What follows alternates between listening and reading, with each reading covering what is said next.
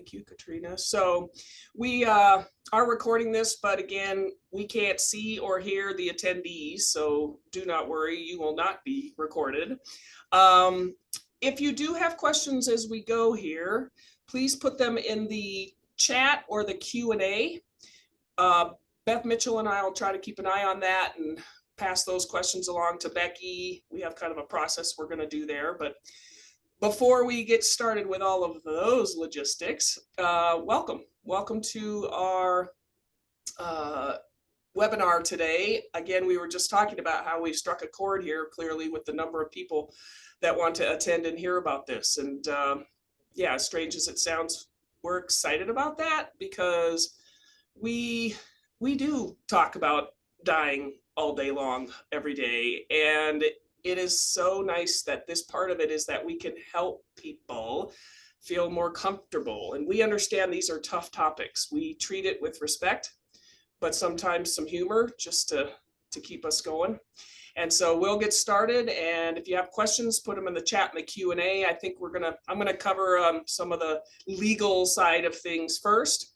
And then Becky from the Natural Funeral will be talking all about all the kinds of things that are legal now and people are doing in Colorado. So I'm Erica Johnson, one of the partners at the firm.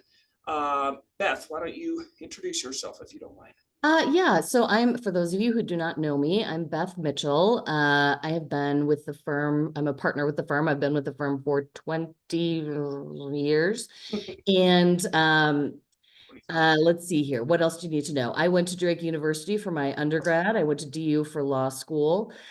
We are all members of the American Academy of Estate Planning Attorneys, which means we need to get about 3 times as much education as most attorneys do to keep that membership. And we consider this a part of planning, just like anything else, whether it's financial planning, estate planning. This prepaid type planning is a gift for your families. And so I'm very excited that everyone is here today. Thanks, Beth. And I left Beth's and Erin's slides out, intro slides, so they're giving their own. Erin, would you like to introduce yourself? I would. Hi, everyone. I'm Erin Scott. I am the newest addition to the firm, well, along with Grace, who is attending today as well. And I went to the University of Sioux Falls for undergrad and then the University of South Dakota for law school. And I'm a Colorado native, so I came back home. And I'm excited to learn more about the process of today and what the options are available, just as much as everyone else in attendance. So. Thank you, Erin. Yep, Erin's been with us a couple of weeks now, so we're excited to have her as an associate attorney, and she's got a great addition to our firm. Katrina. Hello, everyone. I'm the marketing coordinator. So I got this class all set up for you guys today. You've probably talked to me on email or phone at some point. So I'll have my camera off for most of this seminar just to be helping people having Zoom troubles get in here. But I just wanted to say hello. And this is Grace. She is going to be taking over for my position. So she just joined. This is her first week. Yeah, I'm Grace. I've just been shadowing Katrina. Yeah, so we're happy to have you all here. And if you have any tech questions or anything, feel free to email me. Yeah. Thank you, ladies. So Katrina's moving back to Boston. We couldn't talk her out of it, but we have Grace, who is just going to do a great job. We can already tell, and we are happy for Katrina that she's going where she feels like she needs to be, and that's with her family back east. So even though it's Boston, we understand. And Becky, if you want to give a quick little snippet about yourself, and then we'll come back to you for the presentation after I talk. My name's Becky Davis. I have a little bit of an accent. I'm from Texas, so you'll pardon me for that, and I can translate if you need it. But I am the advanced planning consultant for the Natural Funeral here in Colorado, and I am a grandmother of 11 and happy to be here. Yeah, I love, I would never have expected to be in the funeral business, and equally never expected to love it as much as I do. So I'm excited to talk to you guys and let you know about all of your options. Awesome. Thank you, Becky. So I'm going to start out, then I'll turn it over to Becky here in a little bit. And I'm going to, again, talk about this from a kind of a legal perspective here. Okay. Let's see if I can't get there. We go. Oh yeah, there I am. So I do have a BS in broadcasting management. I used to sell radio ads, but now I went to law school, so I can do this. And I've been here 24 years at the firm, just a little less than Beth Mitchell. Social media, yes, we're there. Facebook, Instagram, LinkedIn. We don't over bombard you. Katrina and Grace do a great job of just keeping you up to date on some of the things that you might want to know about. So you can take your little camera there and go on one of those, and you'll get hooked up to us to learn some stuff about estate planning and probate, stuff like that. So in 2003, Colorado passed a law regarding the disposition of last remains in Colorado. And not all states have this. A lot of states don't. But it is basically allowing a competent adult to have the right and power to direct the disposition of their remains and to protect from interested persons who may try to impose their wishes over the decedents. Okay. So that was the idea, is this is our asset. Okay. And we should be able to direct, if we want, what happens to that when we die. Okay. So it was amended in 2021, so not long ago, which is part of why the Natural Funeral is doing what they're doing. And it says the final disposition of my remains means the disposition of human remains by entombment, burial, cremation, natural reduction, or removal from the state. But I don't know that we're going to necessarily talk about that here. I have had clients talk about, what was that movie? Vacation, where they put the grandma on the top of the car, and we're not going to go down that road. Okay. So my disposition of last remains document, and all of our clients have signed a disposition of last remains form as a part of what we do with estate planning. And here's what it can cover. What disposition do I want made? Burial, cremation, natural reduction. Who I want to direct that disposition, ceremonial arrangements. Who do I want to make arrangements for the ceremonial arrangements? And it provides immunities to people like the Natural Funeral who honor that declaration. Okay. So a declaration, if it is presented to a funeral home, they must assume, or unless they have actual knowledge that it was revoked or I wasn't competent when I signed it, they are to follow it. Okay. Now, it doesn't have to be in a specific form. It could be in another document. A lot of lawyers put this information in a will or something like that. We like it in a separate document, so it is more easily found, not on page 10 of the will, where nobody sees it until it's too late, probably. And so this law is intended to be liberally interpreted to carry out the intent, again, of the decedent, the deceased person. Okay. Now, it cannot abridge or change a contract. If I die having signed a contract with the Natural Funeral to do something with my remains, while I'm alive, I sign this contract and I say I want to be naturally reduced, well, that's going to rule the day. Okay, if I go later, sign something or have it in my will, it's that contract that is going to hold. And we are true believers in planning ahead on this and doing advanced planning. Okay. That's kind of one of the gifts that Beth was talking about. So there's a statutory form, or it's anything that is signed and dated. It doesn't have to take on some great formality. We like the formality of an actual document, but the law just says it must be signed and dated. It may be notarized, it may be witnessed, it does not need to be. Okay.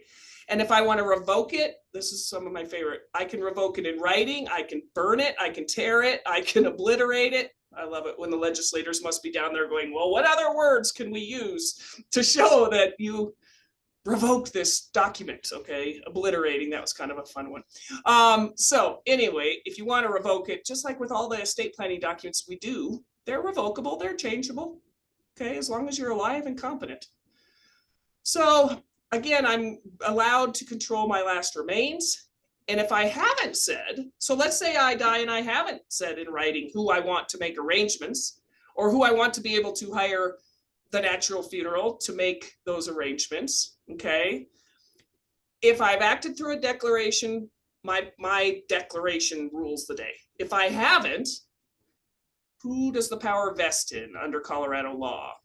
If I have a court-appointed personal representative, which is what we used to call an executor, that person has the first priority to make arrangements for my remains. Now, usually I don't have a court-appointed personal representative that quickly after I die. Okay, so I probably don't. If I don't have a personal representative appointed, someone I've nominated in my will to be my personal representative or executor is the next person. If I don't have that, my spouse or partner in a civil union. If I don't have that, I can't get into the designated beneficiary agreement, but that's next. Next is a majority of adult children. Beth, it might be a little better if you don't mind your camera, just like either turning it off or, sorry, it's just a little distracting. I'm pretty good at distractions, but thanks. Majority of adult children. So now we have, and then a majority of my parents, or if I don't have any of those, my surviving adult siblings. And if I don't have any of those, anyone willing to assume legal responsibility for my remains. Okay, so how can we quit worrying about who's going to have the power and is there going to be an argument, and pre-arrange it, take care of it. And this is not a sales pitch, okay, for the natural funeral or anyone else. It is a practical thing to go out and pre-plan this wherever you want, okay? It is just a gift, okay, to the family members. It's a gift. So if there is a dispute among people, well, guess what? Now we could be in court, okay? We could be having a court try to decide. We don't want any of that, okay? You want to clearly set out what you want. Some places you prepay, some you don't have to. At least tell your family, here's who I've talked to, here's who you should probably use, okay? Even if you don't prepay, although that's even better. And again, natural reduction is the newest thing that is allowed in Colorado. I think that we were the second state in the nation to have this available, this natural reduction. I'm getting ahead, not yes. And that is it can be used now to take care of my remains. And that's not my expertise. That's the expertise that's coming up. So we use the term natural reduction or naturally reduced. I know the layperson's term is generally, they're saying body composting. I think that's a term that gets used a lot, but the law uses natural reduction or naturally reduced. It's the contained, accelerated conversion of human remains to soil. It is contained. This is, again, what will be talked about here in just a few minutes. It's a really an interesting, cool, I think, scientific way to put us back to soil. So that's our legal side of things, okay? And again, if you're a client of ours, you have a declaration of last remains that you have signed. And if you decide, hey, I want to change that, then we'll do you call us, and as a part of your review, your estate planning review, we may discuss doing a new document. It depends if you change your mind, what you want. This wasn't available until 2 years ago. So who thought there would be a new thing after all these years? But finally, the legislature and the people that deal with this figured it out. So Becky Davis is here again from the Natural Funeral. I'm gonna turn it over to you, Becky. Becky doesn't have, she does not have slides to share. Becky's gonna talk. Okay, Becky knows her stuff here. All right, and we like to hear that little Texas accent that's left there. But she's ready to roll. So thanks, Becky. I appreciate it. Thank you. I appreciate so much having the opportunity. And I do think that my window has closed for losing my accent. So I think this is just what we're left with here. But I wanted to talk first about what kind of things to consider when you come to me at the Natural Funeral or to another funeral home to make your arrangements in advance. And I would really echo what both Beth and Erica said about it being a real gift to have your plans in place. And I would add, and paid for before the time of need. My mom actually died last January, so it's been a little over a year. And she had planned everything in advance, and knowing her, she probably planned it 30 years ago, but she planned everything in advance. She paid for it. She had it all. And it was, I always have told people it's a gift, but I can now testify personally that it was a huge gift to me and my brother and sister for her to have had all of that taken care of before she died. Also, she did not choose one thing that I would have chosen for her. And so, but it still was a huge comfort to me to be able to see to it that that her wishes were carried out. So, so keep that in mind, and also keep in mind that those left behind, it's not particularly that they care what you choose, it's more that they care to do what you want. So, just to empower you guys to to feel confident in your decisions about what you want to happen to your body when you die, because those left behind are going to feel really good about carrying out those decisions, even if they weren't the decisions maybe they would have chosen for you. So that some things to consider when you go are maybe your religious preferences, as far as not only the disposition of your body, but the way that any kind of ceremony surrounding that. I would think about your cultural preferences, your disposition preference. What do you want to happen to your physical body? What your values are, what kind of ceremony or ritual you want to accompany that. And then keep in mind things that you don't want, so that you can make all of those things clear to the person that you're pre-planning with. So another thing I wanted to let you know before I talk about the dispositions is when you do pre-plan, the funeral home is prohibited by law to take your money before we do the service for you. So when you pay in advance, most funeral homes, if not all of them, they write a contract with you, which Erica was talking about, the contract with the funeral home. And then that is attached to a pre-need policy that's held with an insurance company. And so all of that money is safe and set aside for your death care. So whenever you die and or any funeral home does whatever you've agreed for them to do, then they get paid from that policy. And so it takes that burden of trying to figure out how to come up with the money and get everything situated right after someone dies. It takes the burden off those that are left behind.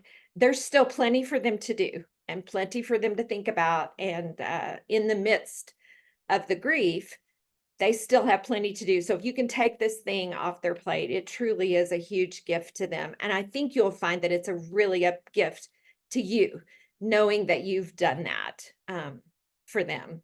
So, so I know what you have come here to hear about are the disposition options, and I'm really happy to tell you that there are now more than 2 options for you when you die. There's still the traditional burial option, which most often includes embalming, a metal casket, a cemetery plot with a concrete liner, which is a vault. So that's still, I don't know that it's the most popular option anymore, but that's the option my mom chose, and it's definitely been around a really long time. And then there's flame cremation, which is the other option that most people are aware of, those 2 options. So with a flame cremation, there is enough energy used to heat that flame as it would be for a cross-country road trip. And then the carbon emissions that is put up into the atmosphere out of the top of the retort, which is an oven, is the main contributor to global warming and to our, climate concerns. So people are liking the fact that there are other options that can kind of steer away and be a little more earth friendly than that. And at the natural funeral, that's what we kind of specialize in, is the ecologically friendly options. We don't do any embalming, and I did want to let you know that embalming is not required no matter where you go. So if you deal with a funeral home and you can say to them, I don't want to be embalmed, and maybe they'll do that and maybe they won't, but they are not required by law to embalm. So just keep that in mind also when you're making your plans, is you don't have to have that. It's not like most people think that it's illegal not to be embalmed, and that's not true. And you lawyers, correct me if I'm wrong. So what Erica was talking about, the natural organic reduction, we call it terramation, which is kind of I think it's a newer term for it, or maybe it's just an older term that's kind of coming forward, but it's all the same thing: human composting, terramation, natural organic reduction. And that's where the body is placed into a vessel with layered on top of organic material like wood chips, alfalfa, straw, hemp. There's a layer on the bottom, the body's laid in, and then there's more layers of organic material placed on top. And then we pour a composting tea over top of that, and we seal the vessel. We monitor the oxygen, the heat, and the moisture levels, and we turn the contents periodically to the idea is to set up the best case scenario for a composting to occur.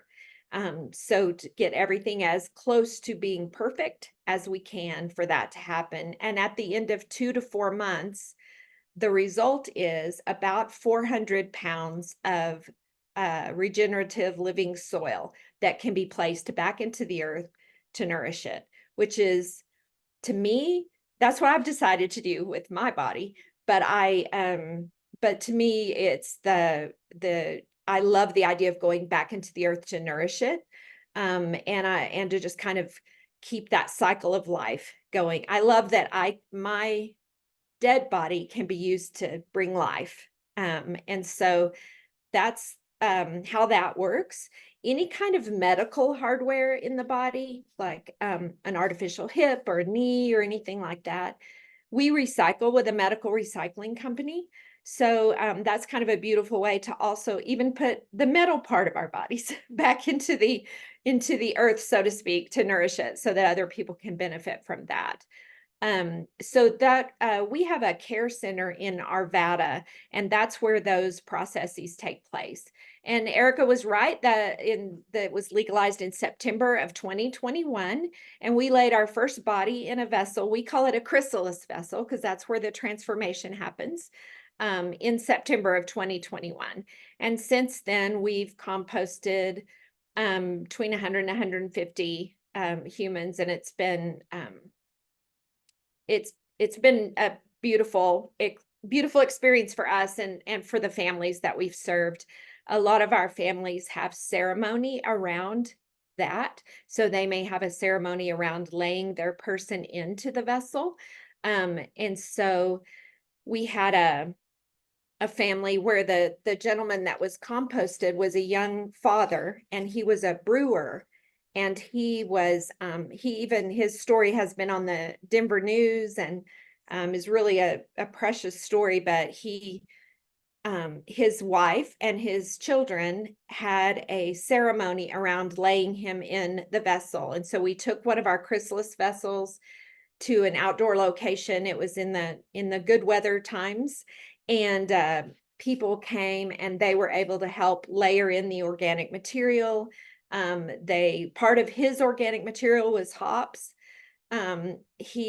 We allow families to bring as much as a shoebox full of personal organic items that they can add to the vessel. We've often put in ashes from a pet or a spouse or a partner into the vessel with the body. And having a ceremony around that is just the more ways that we can find for the family to participate, the more healthy the grieving process is for everybody. And so we like to provide as many of those as we can. This family also had a ceremony, a laying out ceremony, where when his terramation was complete, they planted a tree in a local park using his soil. They decorate it for every holiday, for his birthday. They walk past it all the time, just a lovely way to continually remember him. So, so that's that's our newest disposition. It's pretty popular. There are 4 companies that do it, and the other 3 are in Washington State, which was the first state to legalize composting. It's being legalized in more states as we speak, but they do not yet have anybody to do the process. So we do get requests from out of state quite often for people to have their bodies transported to us after they die so that we can do that procedure for them. So that's the most news making thing that we do lately. And I think it's a really cool addition to our options. Another option is water cremation. So it is still a cremation, but it's a gentler and a much more ecologically friendly option for cremation. Sorry to interrupt, Becky. Do you mind if we do a couple questions on the? Sure, I forgot we were going to do that. That's all good. That's why I'm here. I told you we'll bug you if we need to. Yes, So no, thank you. There's just a couple questions that have come through, and I think it's a good time to talk about them, like you said, Yeah. because people will get moving on to the next thing. So the first one was, if you talked about pre-planning, and you maybe are going to cover this later, but if you do a prepaid plan here and you move out of state and die, how does that work? Well, that's one of the safety things that are connected with having your money placed into a policy and held with an insurance company, is that if you move out of state, or even if you choose a different option, who knows what will come up in the next few years, so, and you want to go with a different funeral home or anything, that money is still set aside for your death care. And so what happens is the funeral home that you choose in the state where you move, they can access that money to pay for your death care. So you can change the beneficiary if you know in advance that that's going to happen, or those left behind can do that for you. But that money is not lost if we go away or if you go away. That's a perfect way to put it. Yeah, because they're essentially buying a little life insurance policy. Is that right? Yeah. Okay, thanks. The other question was, you mentioned putting pets' ashes in, shoebox full. I like that. In with the person in this situation. Is there anywhere that does natural reduction for pets? No. Okay, I didn't think so, but it was a No, valid but question. we get a lot of requests, and we are a team of animal lovers, so we often discuss it. But yeah, we haven't, to my knowledge, we may have practiced on one of the owner's pets that passed, but we haven't yet mastered it or had vessels made for pets. But yeah, no. Not yet, not yet. So with the composting option, do most families wait to have a service when the process is complete? I think 4 months or do it in the beginning. And I think now that may have been answered where you said before, after, both. Yeah. We can, so part of it depends on if you want the body to be present at the ceremony. So obviously that would be done before. And if you, and you can have ceremony without the body at any time during the process. You could have a laying out, a laying in, both. This family did both. This family even created a Facebook page called, and I can tell you the name because he's been on the news, and he has a Facebook page, but the Facebook page is called Where's Andy Davis? And they created these stickers of his head with his beard made out of hops because he was a brewer. And so Oh, people man. have gone all over the world and taken pictures of themselves with the sticker stuck on something and posted it to his page. So they've thought of just a million ways of honoring him and keeping his memory alive for his friends, his wife, and his kids, and all of that. So there are so many options for ceremony and remembrance and rituals. We have even helped people to keep the body at home for a few days prior to it coming into our care for any of our processes. Just some faith traditions and some cultures want that body to be left unmoved for several days. And so we can come into the home with dry ice and help to, because the body does have to be iced or in a cooler Right. within 24 hours. So we can help with that so that people can still do what is meaningful to them with our support, to make it a healthy situation for the body and the family. That's Yeah, great. there's no rules. Right. Yeah. Ceremony. That's a really good way. There are no rules. You can be a rebel. We think Becky might be a little bit of a rebel. So if donating your body to science for research, so I think this may be particular to if I donate my body to the University of Colorado here, when they are done with that, the med students, they will cremate. Do you know if anybody's made any arrangements with them or to have this be when they're done composting? That's not available to us. We have had conversations about composting or even water cremation for those people. And so that is that's in the conversation stage. But for now, the body is cremated by flame, by fire, and then the ashes returned to the family. Okay. But Yeah. we often have people who donate organs. Sure. And so that can happen, and then the body can still be composted. And that happens quite frequently. Great. And then the next question was, I'll say it this way, well, bones and teeth, does everything completely compost in 2 to 4 month process, like except Yes. for the metal? Yes.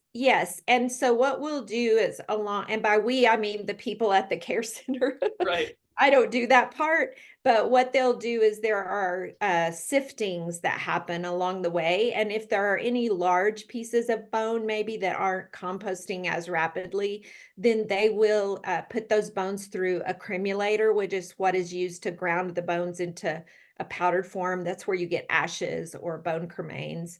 And then they'll reintroduce them back into the composting bin. And so, they might kind of help it along a little bit, but yes, it all composts. Okay, thank you. Where can composted remains be placed legally? That's a great question. They can legally go anywhere except the state does not let us use them for food production. So whatever families don't take of the regenerative living soil, we donate to a network of farms. So Colorado's rules for us are we cannot sell it and we cannot donate it to a food producing farm. So they go to flower farms, nature preserves, tree farms, that type of thing. What families do with their own soil is when they get it, take it home is up to them.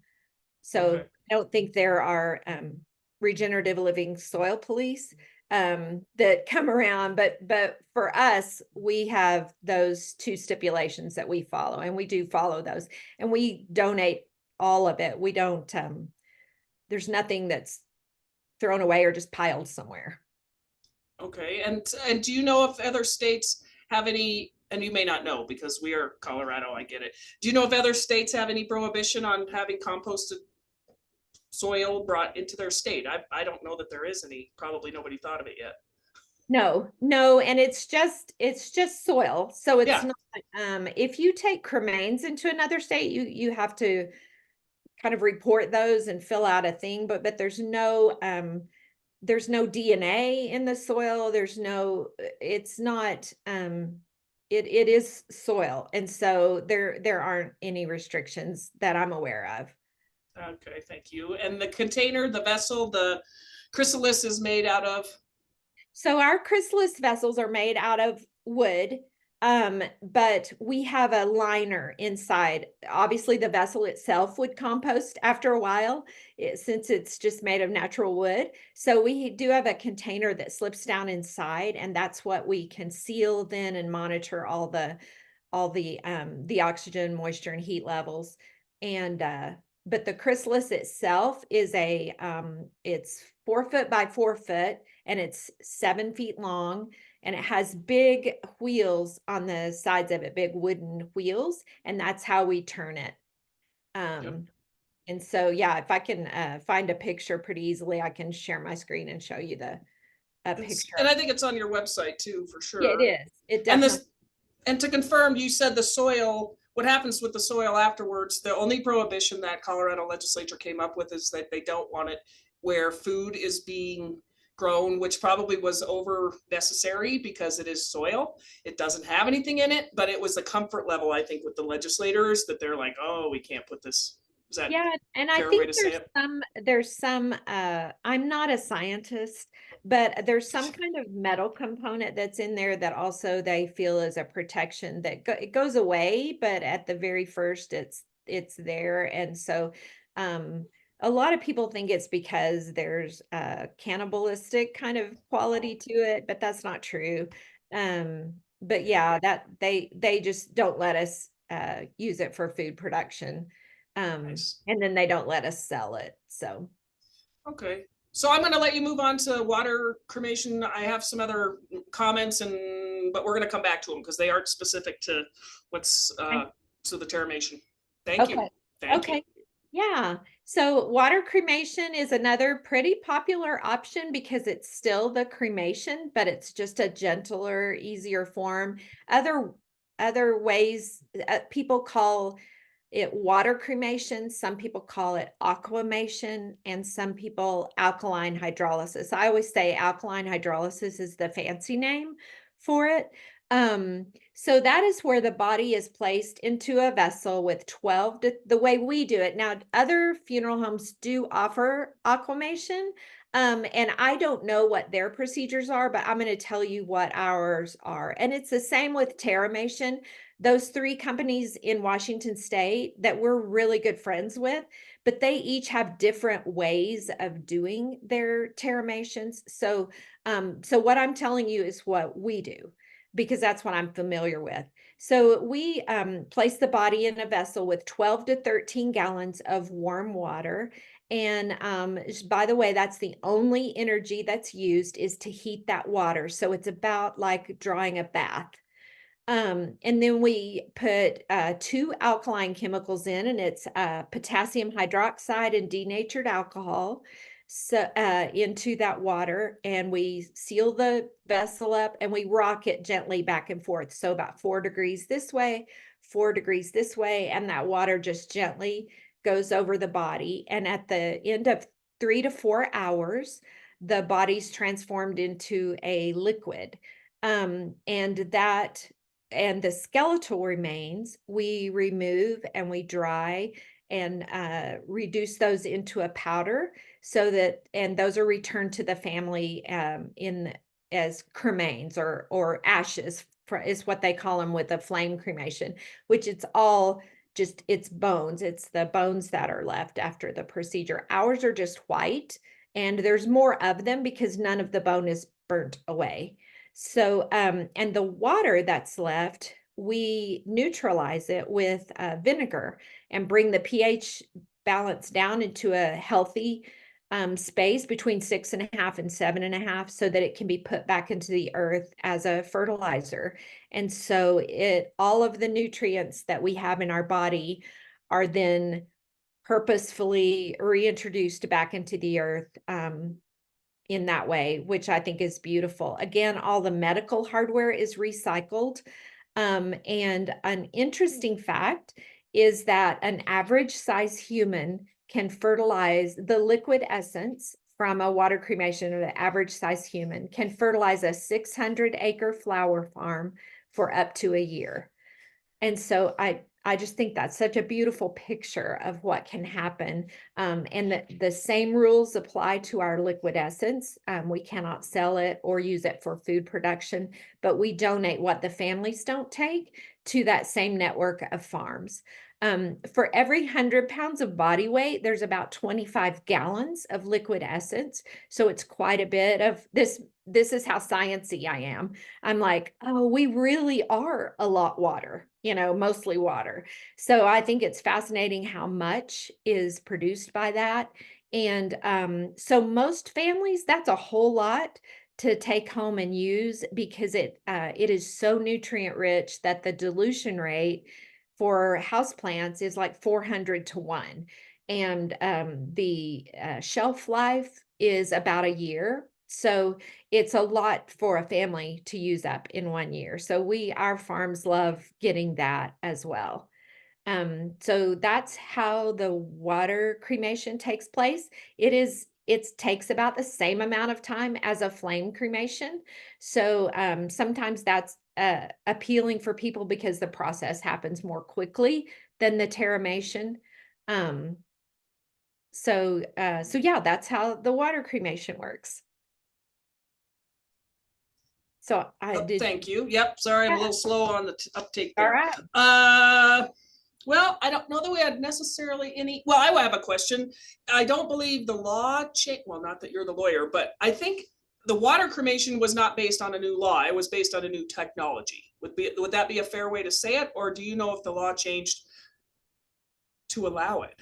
I have not an idea in the world. Okay. About what, I think that the law changed to add the natural reduction, but Yeah. I never saw anything that the term, I think water cremation is same as fire and the term is covered, but that was my understanding. So That makes sense to me, but that is before my funeral home time. And so I don't know. I had never heard of water cremation until I started working at the natural funeral. So but it is older than the terramation, and there are more funeral homes doing it. So it is offered. There are even more in northern Colorado and southern Colorado, and we're in the Denver area too. So there are more funerals, not a ton, but there are more. And in seeking that out, it just depends on if your goal is to be ecologically as ecologically friendly as you can. Water cremation is going to beat flame cremation every time.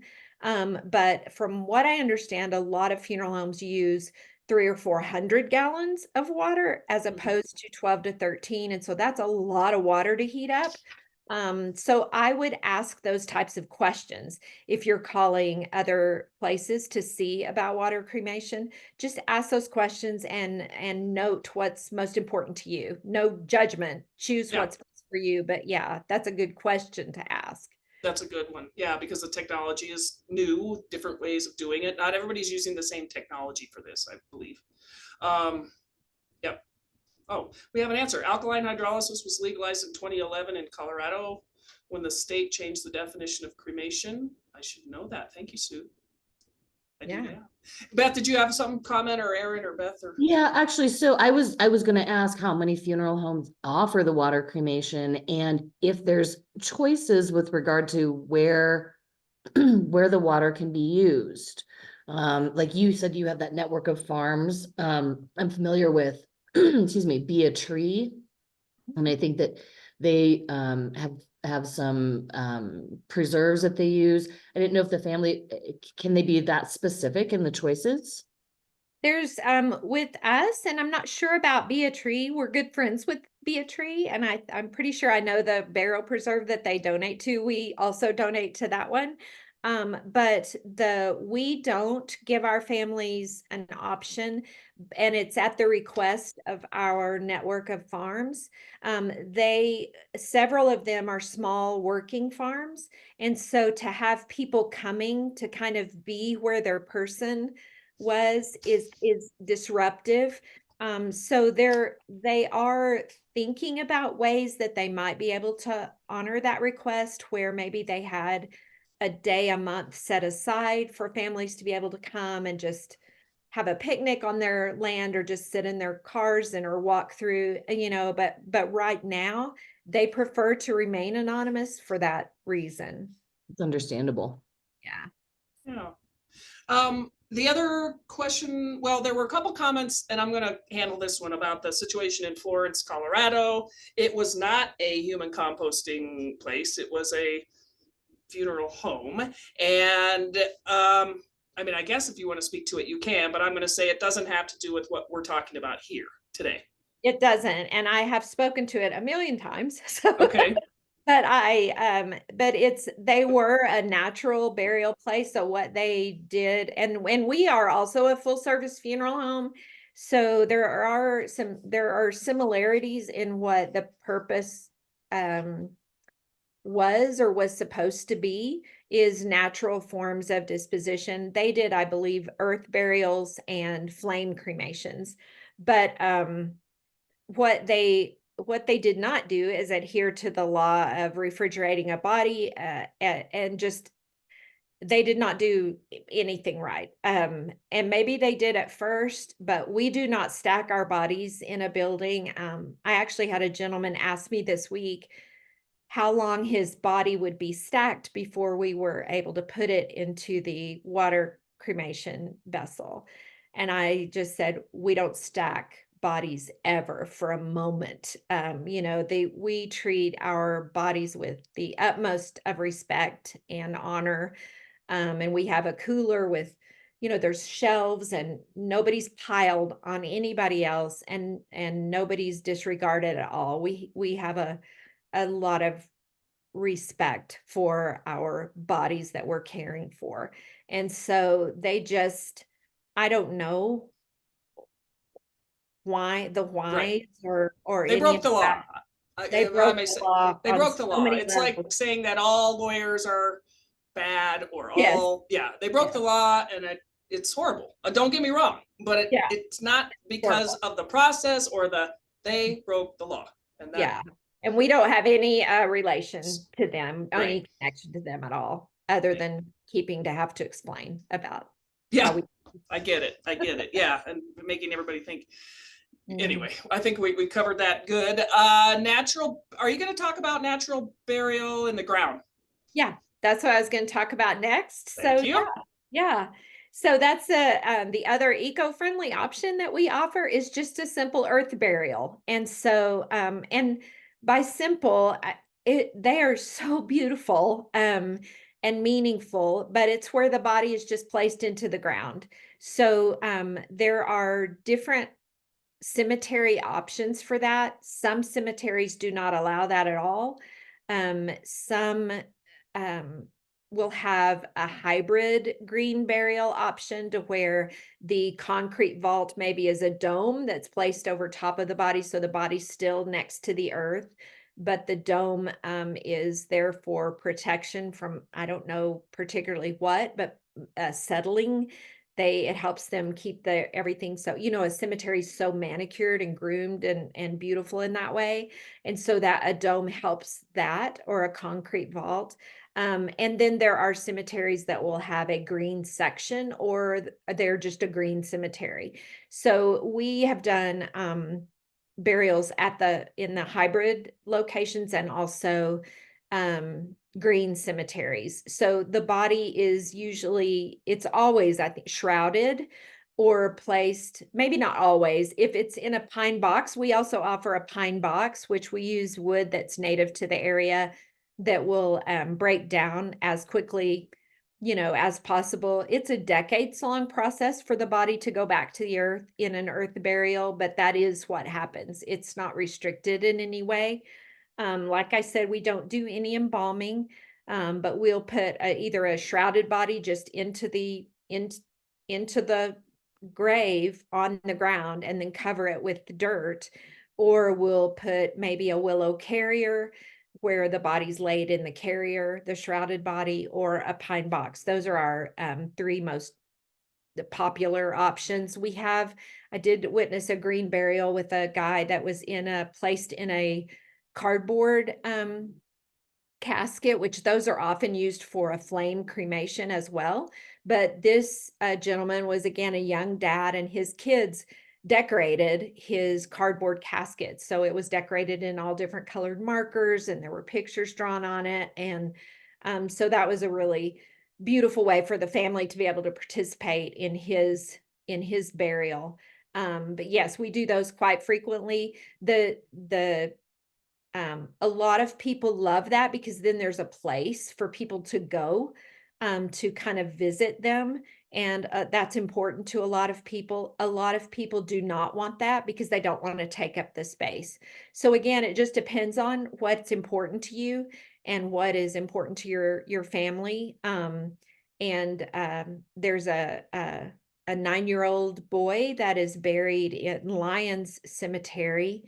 And he, on top of his grave is a wildflower garden that they planted, and his siblings and parents go and just have a picnic there very often. So obviously that was super important for them and meaningful, and it's quite beautiful to go out there and see them all, kind of being with him, with each other. I did take a couple to Lyons Cemetery the other day. The Natural Funeral has plots there, and so we do a lot of burials there, but I was showing a couple just where the graves are located and stuff, and a bear walked through the cemetery, and so it's lovely like that. So when I say a natural cemetery or a green cemetery, they're not groomed the same. They're really beautiful and outdoorsy, which is very appealing, and especially here in Colorado. So there's some lovely ones. Thank you. That's great. Somebody asked about, is there any prohibition on having had chemo or other things before any of these processes are used? Yeah, I mean, you know what I mean? Mhm. Thanks. Yeah, and no, there's the only we do ask if people have had treatment with radionuclides, which is not radiation. It's a little piece of something scientific that has radio something in it that's placed in the body near maybe where a cancer is or something. And so in that case, what we do is we just take special precautions as a team to but it doesn't the act of the composting and the heat and all that, it takes away all of that. And I'm sorry, that's not more scientific-y. No, I know what you're saying. Yeah, I think if somebody has pellets, prostate cancer, for instance, they may have pellets that are treating that, and it's radioactive potentially. So you guys, it doesn't change the process of the composting or the water cremation. And from what I understand, it's only active for a certain period of time. And so I think all of that comes into play with that. I have never encountered that or known of us encountering it as a team with an at-need situation where someone has died and they've answered yes to that question about a radionuclide. But we ask about that. And then we also ask about if they had any communicable diseases when they died. And that way we just use a little more protection when we're handling the body at the very beginning. But that's all, Nice. And somebody asked, at the natural funeral, what wait time might there be currently before a body can be put into terramation or water cremation at your place? Yeah, there's the water cremation. There's not really a wait time. The only wait time is us getting the permit. So it may be, that takes a few days to sometimes a few weeks, just depending on what kind of things we're having to navigate to get that permit. And we have currently one vessel, but because we can do, it only takes 3 to 4 hours. We don't have bodies, certainly not stacked up, but there's a cooler there at, it's called Alkaline Hydrolysis of Colorado, our care center in Arvada.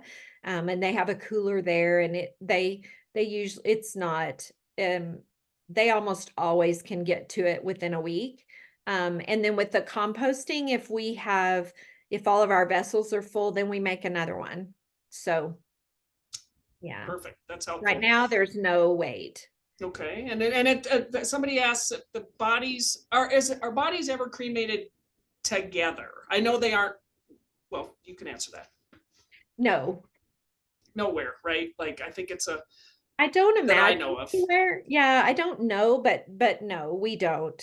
And we don't compost bodies together either. We have been asked that, but we don't do that, but we can, like I said, we can add ashes from a previous, so a lot of times, most of the times, partners don't die at the exact same time. And so if or we don't die at the exact same time as our pet, so we can introduce those in the process. And then also families can always mix them together when they get home. We can mix cremains together after the process, but we don't process them together. Thank you. Mhm. And somebody asked, if we don't have family locally, can you ship composted remains or water cremains out of state? Yes. Thought so. And Yes. oh, go You ahead. can imagine shipping 400 pounds of, Yeah. it can be quite expensive. But we often ship like a 25-pound bag or a jar of liquid essence. And like I was saying, the liquid essence is so nutrient rich and has to be diluted so much that we don't usually ship more than that just because that's not requested. Just a part of the composted remains, or yeah, because it's a significant amount. Yeah. And then there is, I just want to mention this, thank you, Sue, the Funeral Consumer Society of Colorado. The Funeral Consumer Society of Colorado is an organization that they have someone who is on the board there on our thing here, and she said some great comments. So if you want to know more about just that in general, that's an organization that people might find helpful for information. So how does my body get transported from another state to your facility in Colorado?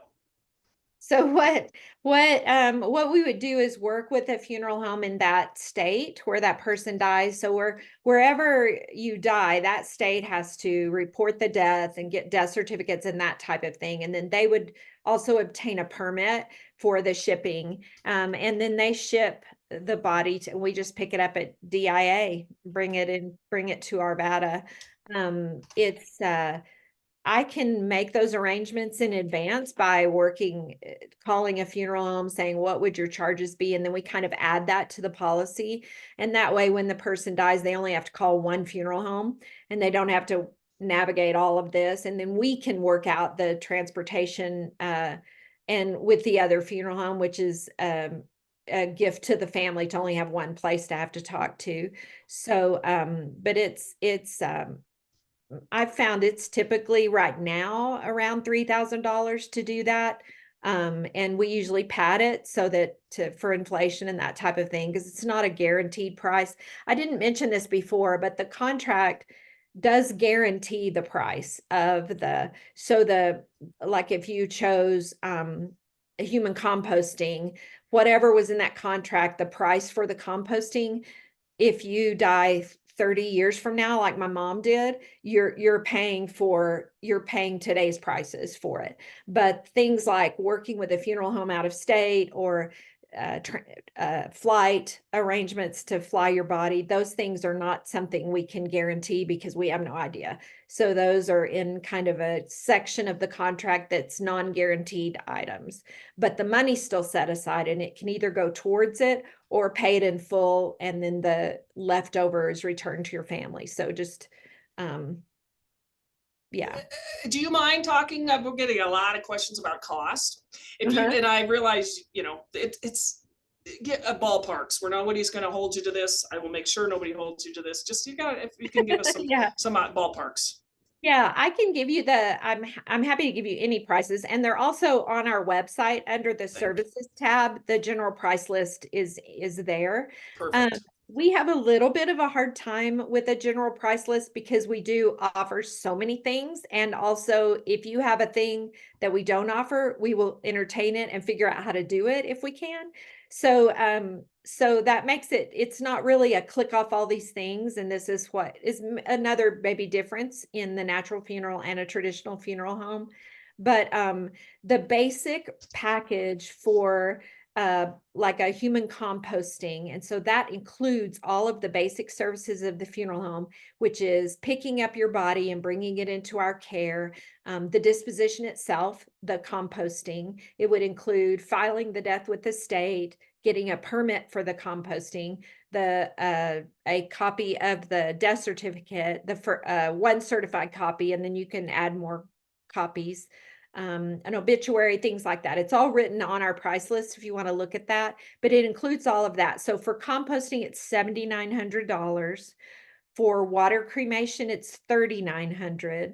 And for an earth burial, it's 53. Nope, that's not right. It's 3,200, and that does not include the plot. So, and plots can run, the ones we have at Lions are $5,000, which includes the opening and closing. And this is another thing I ought to mention as far as your pre-planning. When you're planning with a cemetery if you plan to buy a plot, be sure and ask what is included with that. Does it include the opening and the closing? Does it include the concrete vault? If required, does it include, because they'll add those things on, and then you'll be having to pay a lot more than you were originally aware of, because some people include those costs and some don't. So that's another good question to ask.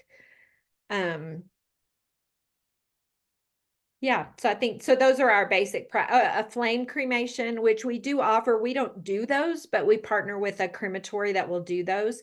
The basic roots package for that is $2,400.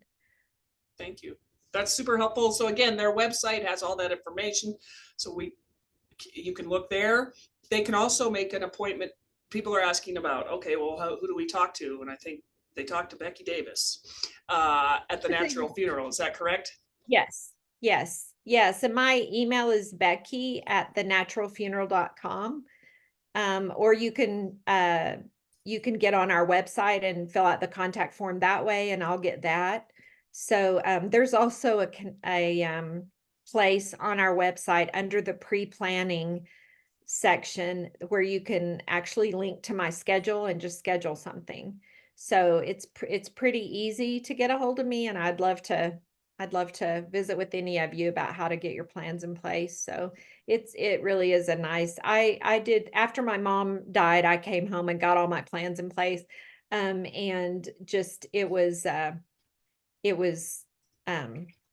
I felt like a big weight had lifted off of me. I did want to say this too, that talking about your death and planning for it, rather than it being a real downer, it actually, after you're done, you feel so empowered by it, that it's like, yeah, I did this, and now nobody else has to, and I don't have to think about it anymore. So it's really nice. And the website address is thenaturalfuneral.com. I posted it. Thank you. I just wanted Oh. to confirm I just wanted to confirm I had it right, because I was like, Yes. I think it's that one. Yes. So, and a good point there, somebody made that, funeral planning is different than what you're doing, but they're both important. But some people don't want to plan their memorial service or their funeral, and they don't have to. They can plan this part and not do that. That's fine. Yeah, and we do all of that. We are a full service funeral home. So we do our funerals look like what is most meaningful to you. So we don't have any kind of set plan for that either, because people come from all different traditions and faiths and no faith, and so it's just dependent upon, but we do offer plans for celebration and ceremony, definitely.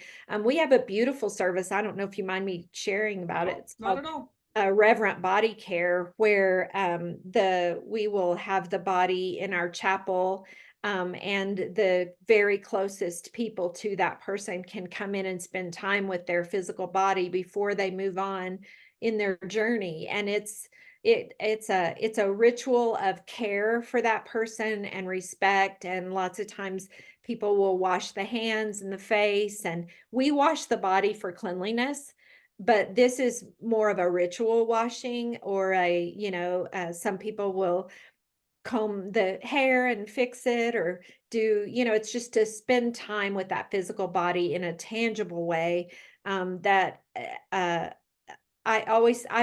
been a part of many of those and they're so beautiful. It's hard to explain it in a way that's adequate.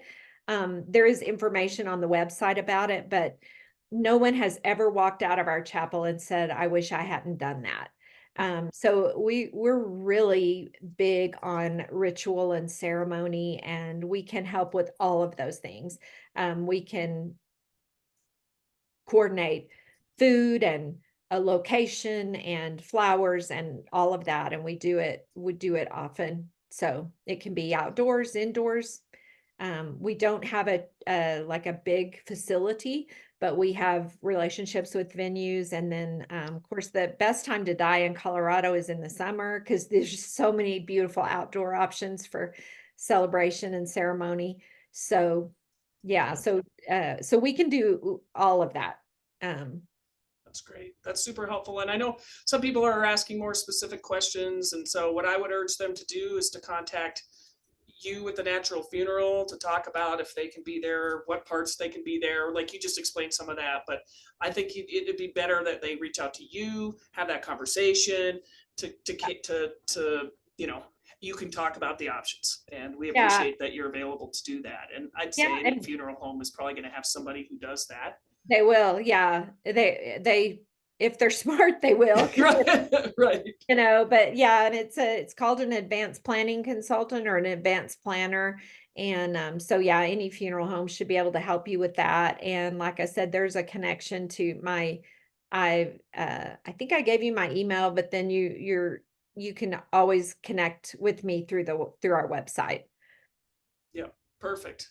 Yeah, so if I know Steve has a specific question about whether the Natural Funeral will be the one to reach out to family and friends if they provided that information to you. I mean, that kind of probably if he tells you Yeah, to call. Yeah, so yeah, we can. And the we also I provide to everyone that pre-plans with me a magnet to put on the refrigerator that says I have funeral plans in place with the Natural Funeral. And that way, if someone, a lot of people are concerned about dying and then being found and people not knowing what to do with their body. And so that's something that's helpful. And it's helpful when it's a stressful time and nobody can think straight, nobody can remember anything. Yeah. Yeah, I think that's a huge part of all of this is making sure that whatever you do, some or all or none, that your family knows about it. And don't keep it a secret. It's a hard conversation. Your kids aren't going to want to talk about it, but you have to buck up and just talk about it or have them put a note in their phone, right? It's hard to remember in a time of high stress. I lost my dad recently, and it was like, oh my gosh, I couldn't even think of the place he had told us. And then I did because I had taken a picture of it. There it was in my phone. I was like, thank goodness for technology, right? And you're the person that does this all the time and still. Yeah. Oh yeah. I tell people. That was me too. It was like, I don't know what to do all of a sudden, Oh, yeah, my brain is mush. You can ask my colleagues here, but it's fresh. So yeah, thank you. It is snowing here. Okay, it's snowing here too. So anything else, Becky, that you want folks to know? I think we've covered all. Well, yeah, I think we've covered the ones that were pertinent to your topic today.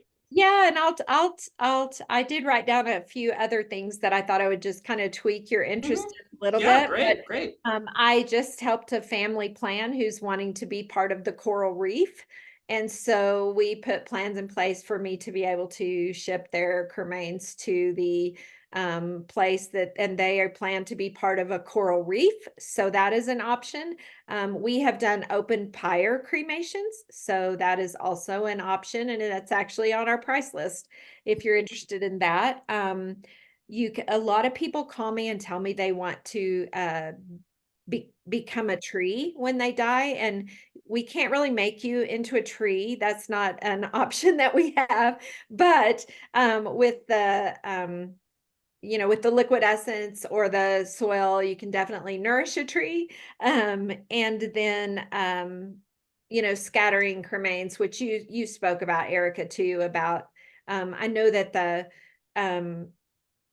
the county probably, or maybe the state would appreciate getting a permit before cremains are scattered. I also know that there aren't any cremains police, so, but that's another option, is just to have them scattered or put them in a beautiful urn on your counter, or, you know, lots of different things. So yeah, but That's the awesome. open pyre and the coral reef was interesting to me. The open pyre, I have every week some guy saying, I want a Viking funeral. Don't you, Beth? It's like Viking funeral. I Yeah, said, the well, this is, you Viking- can't really do that on Chatfield or Terry Creek. And this is not on a water, although I was gonna try to find somebody with a private lake and see if they can arrange for all this, but the We open can, pyre might be we close. we can help people do that. So yeah, Wow. Yeah. Okay, I'll send them your way. now, when they- now you know. I'll Well, send and them your I way. think it's important for people to know too, that because they'll have the remains back, you know, the options like having cremated remains pressed into a gem or put into a piece of jewelry, those are all still options for them. And you know, or I've had two clients now, only two, who've had their ashes shot into space. And so they could still do that if that's what they want, right? It's up to them. They got the money, get some extra life insurance to shoot them into space. That's right. So, well, What, Becky, it's what you want. well, that's their money. Hey, that's awesome. That's awesome. No judgment on my part. So this was awesome, Becky. We're getting a lot of great feedback, and yeah, Sue, if you have something at DocuBank, your declaration of last remains should be there, and you can get online and add prepaid information there. So, yeah, Becky, we are forever thankful that you took this on and did this for us. It's huge. And if people have more questions, we'll be sending them your way, because we're not the experts you are. Or I really Okay, appreciate that. and vice versa. Not only am I not a scientist, I'm also not an attorney. So Deal. And to Aaron and Beth and Katrina and Grace, thank you guys so much for all of this. And well, and I just, if you don't mind me adding one more thing. yeah, please. Our care center in Arvada has a tour the last Friday of every month. So at 1 o'clock. So Okay. you might check our website for that as well. But I think any of your listeners or any of you guys would, I still, and I Mhm. do this all the time. And I'm always there, but it's very fascinating to see to be in the room where it happens, you know, Yep. and to see, you can see the chrysalis vessels, and you can see the water cremation, machine, and hear and see the men that take care of doing that. And so it's very interesting too. I love that. I loved seeing it. And it wasn't disturbing. It was quite beautiful. And you're right. Those men that do that and care for those bodies, they just are, you could just feel the love. You could feel the love. So, and Becky, They what will, you, yeah. they will play your favorite music while they turn you in the soil containers, or while the water cremation is happening. And so they really are, it's beautiful. Yeah. So that's the last Friday of every month, 1 o'clock. Look at the Natural Funeral website for that. Katrina will put that on our, maybe one of our newsletters, or yeah, Katrina and Grace, spread the word. All right. Well, thank you, everybody. Anything else, Beth? No, just thank you to everybody for attending. I love that there's so much interest in this, because it seems so caring and loving. So I'm a little bit in awe of everybody who attended, and thank you to Becky for all of your expertise. We really appreciate it. Thank you for letting me be a part. Appreciate it. Absolutely. You all have a good rest of the weekend. Hunker down and be careful out there if you go out.